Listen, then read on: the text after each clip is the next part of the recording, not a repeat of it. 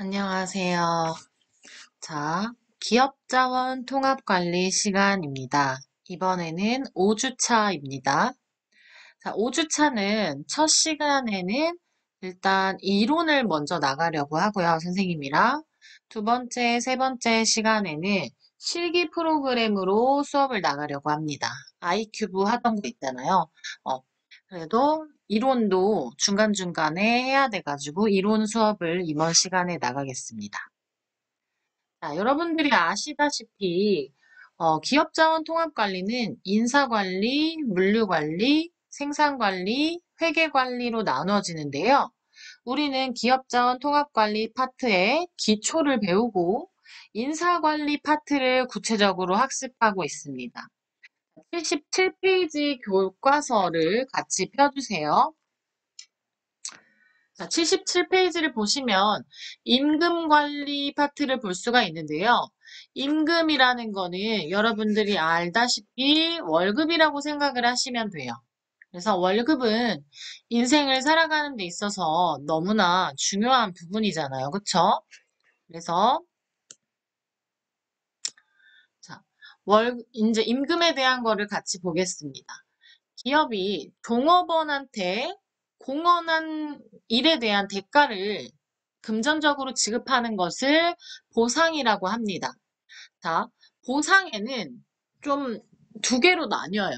먼저 금전적 보상이 있고요. 주로 얘기하는 금전적인 보상이 있고요. 두 번째로는 비금전적인 보상이 있습니다.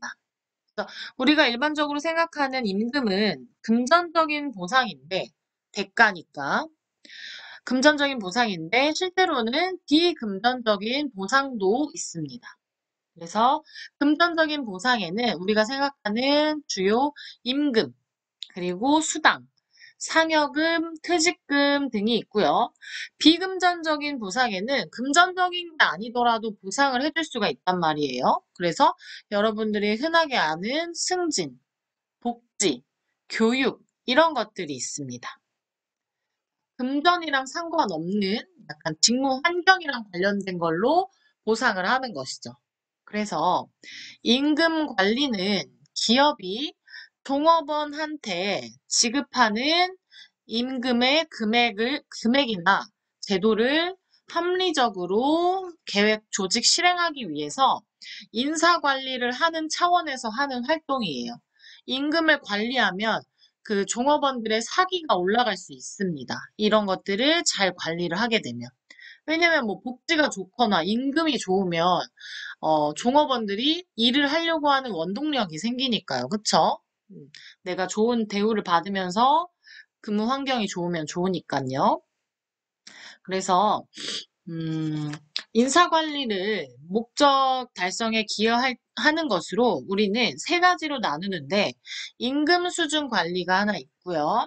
임금의 수준을 관리하고 임금의 체계를 관리해야 되고요. 임금의 형태를 관리해야 됩니다.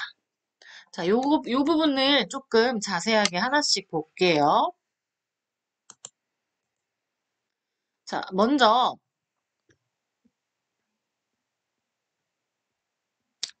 임금 수준입니다. 임금 수준은 기업이 일정 기간에 종업원한테 지급하는 평균적인 임금 금액을 말합니다. 평균적으로.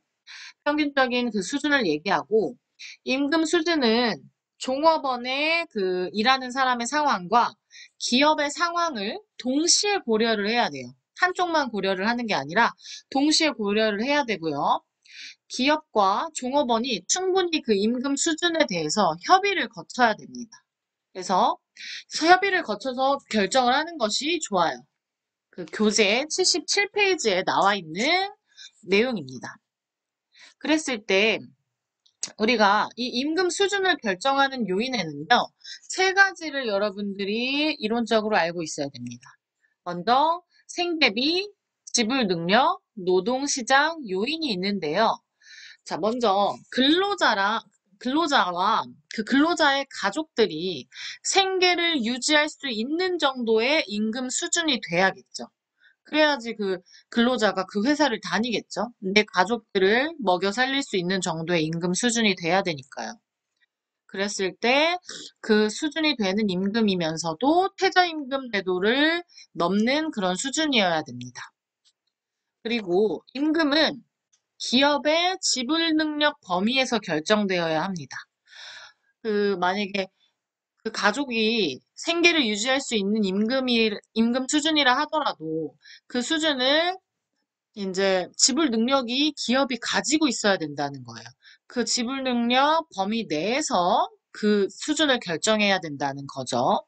그래서 기업이 그 정도의 임금을 줄 수 있는지 요것도 결정적인 요소가 됩니다.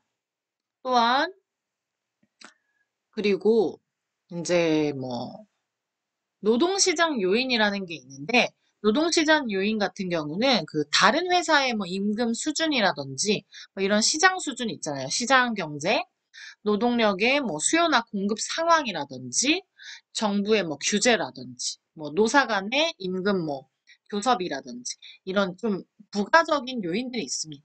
그래서 생계비랑 지불 능력이 조금 더 중요해요. 그래서 여러분들이 임금 수준을 결정할 때는 이 요인들이 세 가지가 있다는 것을 교재에 표시를 꼭 해주시면 될 것 같아요.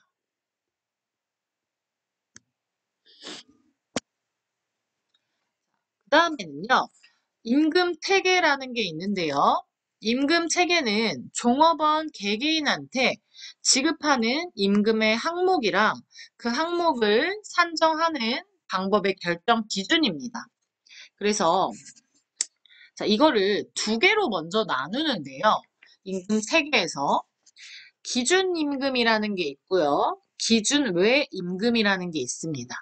기준 임금이라는 거는 정상적으로 그 종업원이 근로하는 조건에서 정상적인 노동에 대한 지급을 하는 거. 그래서 쉽게 얘기하면 기본급을 얘기하고요. 기준 외 임금이라고 하는 거는 정상적인 노동 이외의 노동에 대해서 지급하는 수당이에요. 수당. 수당이라고 생각하시면 돼요. 각종 수당들.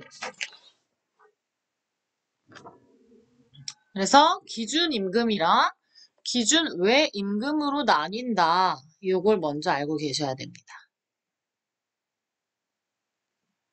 자, 그랬을 때 하나씩 볼게요. 기준 임금부터 같이 볼게요. 자, 기준임금이라고 하는 거는요, 쉽게 얘기하면은 기본급이라고 생각하면 되는데요. 그 기본급이라는 거는 네 가지로 구분이 됩니다. 먼저, 연공급이라고 하는 게 있어요. 연공급이라는 거는 개인의 학력이나 자격, 연령, 이런 것들을 감안해 가지고 근속 연수에 따라서 임금을 결정하는 거예요. 뭐 학력이나 자격, 연령, 이런 것들이요. 그리고 종업원의 생활 보장적인 성격이 강합니다. 그래서 그 그런 뭐 근속 연수 이런 거 있잖아요. 근속 연수. 오랫동안 일한 사람들은 뭐 호봉이 높다거나 이런 것들 있잖아요. 이런 것들을 얘기합니다. 그래서 연공급이라고 하고요. 직무급이라는 거는요. 직무급은 말 그대로 그 직무에 대해서 주는 거예요. 그 직무가 어려운 거라든지 중요한 거라든지 그런 것들을 맡고 있는 사람들한테 그 직무의 양이나 그 질이 다른 사람들보다 뭐 어려운 일을 한다거나 이랬을 때 상대적인 가치를 판단을 해서 그거에 맞게 임금을 결정해서 지급을 하는 겁니다. 그래서 뭐 연령이나 근속연수 이런 거랑은 관계가 없어요. 직무급은. 딱 직무에 따라서 주는 거예요. 자, 직능급은요. 약간 비슷하긴 한데 직무 수행 능력에 따라서 직능을 등급화해가지고 이 두 개를 합쳐놓은 거라고 생각을 하면 돼요. 약간 이 두 개를 짬뽕 시켜가지고 생각하면 되는데 예를 들어서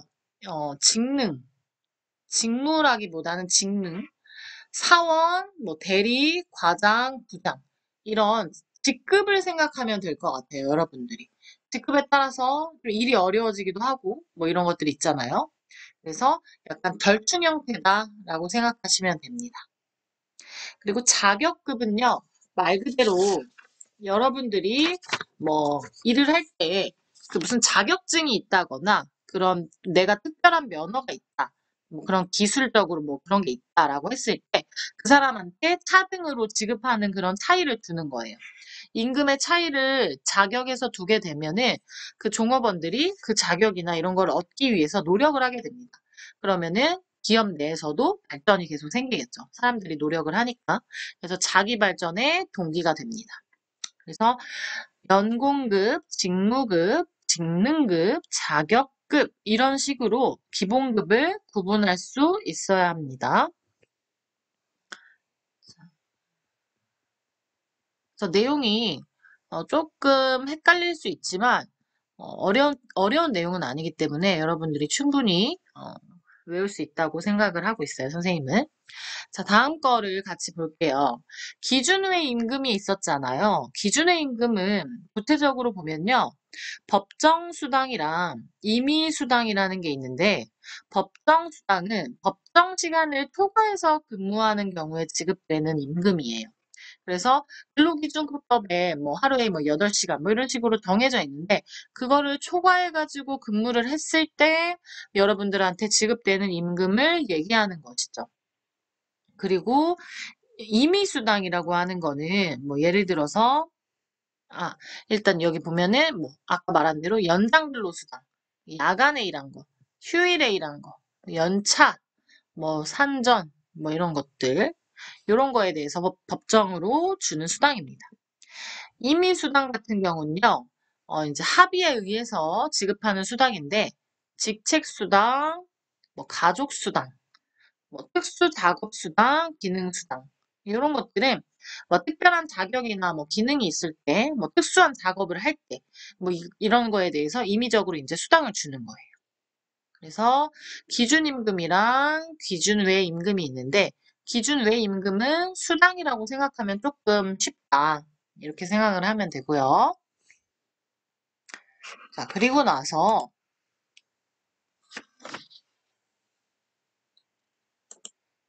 임금 형태를 같이 볼게요. 임금 형태 같은 경우는요. 임금 형태별로 보면은 고정급제, 시간급제, 고정급제, 상여급제, 연봉제, 성과급제 이렇게 정도만 알면 될 것 같거든요. 자, 요 내용을 조금 구체적으로 같이 보려고 해요. 자, 먼저 우리가 알고 있는 고정급제는 시간급제, 뭐 시간에 따라서 그 딱 뭐 시간당 얼마 이런 식으로 주는 거.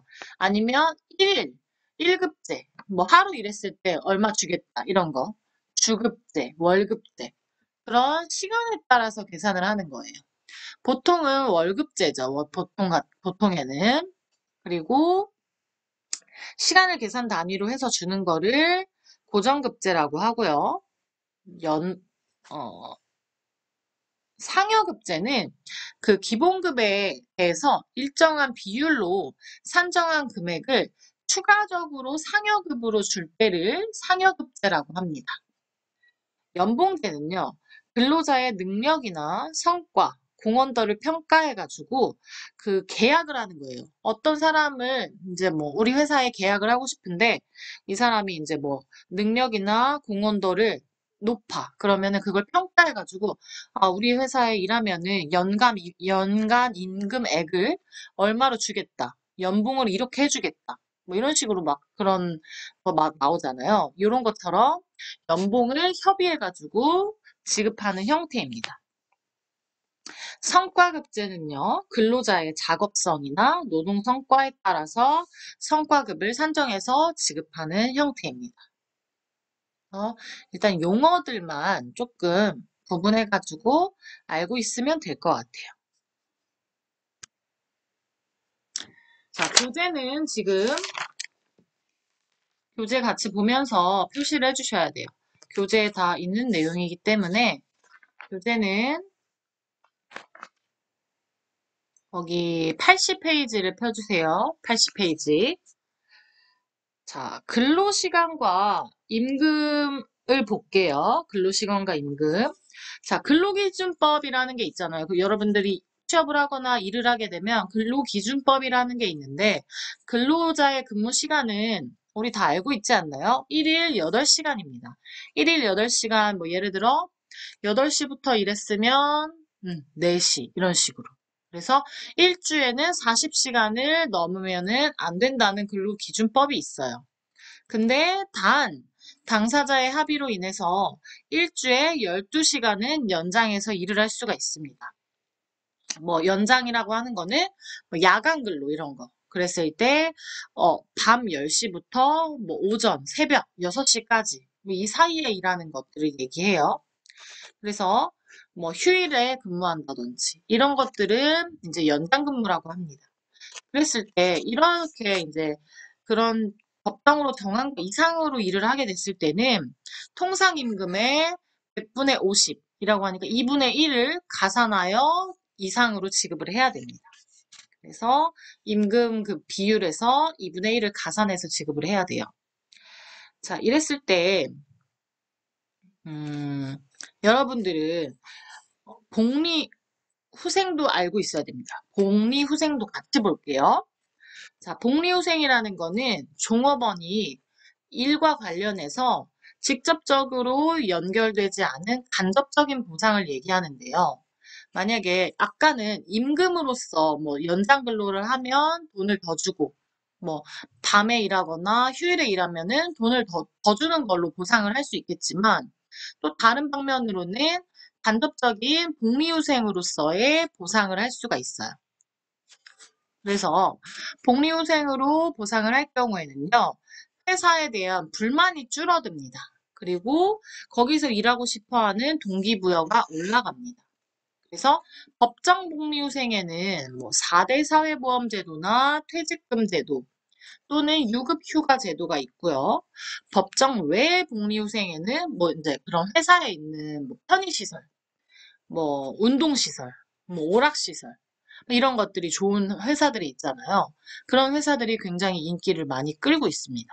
그래서 이런 복리후생도 보상으로 연결이 될 수 있다. 간접적인 보상으로 임금으로 보상하는 방법도 있지만 간접적인 보상도 할 수 있다는 것을 여러분들이 인지하고 계셔야 됩니다. 자, 여기서 나오는 사회보험제도 요거를 조금 구체적으로 볼 건데 4대 사회보험이라고 해요. 조금 들어봤을 것 같은데 4대 사회보험은 국가가 의무적으로 국민한테 납부를 시키는 건데 국민의 기본적인 생활을 위해서 뭐 상해, 질병, 실업 이런 것들을 대비해 가지고 일정 기준으로 돈을 버는 사람들한테 보험을 강제 징수하는 겁니다. 그래서 가입이 이제 일을 하는 경우에 강제성이 생겨요. 자, 보험료는 이제 개인과 기업이 또는 국가가 공동으로 부담하게 되고요. 흔히 4대 보험이라고 얘기를 하는데요. 이때 종류는 국민건강보험, 국민연금, 고용보험, 산업재해보상보험이라고 해서 3대 보험이라고 합니다. 그랬을 때 보험료는 국민건강보험공단에서 걷고 있어요. 선생님도 월급에 찍힐 때 이게 다 나가거든요. 그래서 이거는 국가에서 하고 있는 보험 제도라는 거죠. 그래서 4대 사회보험은 4가지를 꼭 외워주셔야 됩니다. 시험에 자주 나와요. 그래서 국민건강보험 첫 번째, 국민건강보험은 말 그대로 건강보험이에요. 질병, 뭐 부상, 치료, 재활, 출산, 사망 이런 건강과 관련된 거에 대해서 보험급여를 시행하는 거고요. 그리고 국민연금, 두 번째 국민연금은 소득활동, 연금이라는 말 많이 들어봤잖아요. 소득활동을 하던 국민이 뭐 이제 나이가 들어서 뭐 이제 소득획득 능력이 없어졌을 때 그 당사자나 그 가족들한테 생활 보장을 위해서 그 소득 활동 시기가 이제 중단된 시점부터 그 납부된 보험료를 이제 그때부터 연금으로서 주는 거예요. 그래서 연금 받고 싶다 이런 말 많이 하잖아요. 그런 거라고 생각을 하시면 됩니다. 그래서 세 번째, 고용보험은 이제 말 그대로 여러분 실업급여 이런 말 많이 듣잖아요. 그런 거랑 관련된 거예요. 실직 근로자의 생활에 필요한 보험급여를 지급해서 생활 안정이나 고용보험은 이제 선생님 말했듯이 고용보험에서 실업급여를 받으려면 180일 이상을 근무를 해야 돼요. 그리고 불가피한 사유가 있어야 됩니다. 그래서 실업급여를 받기 위해서 확인하는 절차가 굉장히 까다로워요. 실제로는. 보험을 들고 있기는 하지만. 그리고 산업재해 보상보험은 근로자가 업무를 하다가 그 회사 안에서 뭐 재해를 입었다거나 뭐 이런 상황이 안 좋은 상황이 생겼을 때 대비해가지고 사업주한테 보험료를 계속 징수하는 겁니다. 그래서 나중에 산업재해를 입은 그 근로자한테 국가가 보상을 해주는 거예요. 그래서 4대 사회보험은 여러분들한테 굉장히 중요하기 때문에 꼭 기억을 해주셔야 됩니다. 그래서 오늘 배운 부분의 이론이 어, 그렇게 어렵지는 않으니까 여러분들이 교재로 복습을 한 다음에 선생님이 퀴즈를 올려놨는데 그걸 한번 풀어보세요. 그렇게 해서 다음 시간에는 실기 프로그램을 이용해 가지고 같이 이 인사관리 파트에 대해서 실기 프로그램으로서 수업을 진행하도록 하겠습니다. 여러분들 너무 수고하셨고요. 오늘 배운 82페이지까지 꼭 복습을 해주세요. 감사합니다.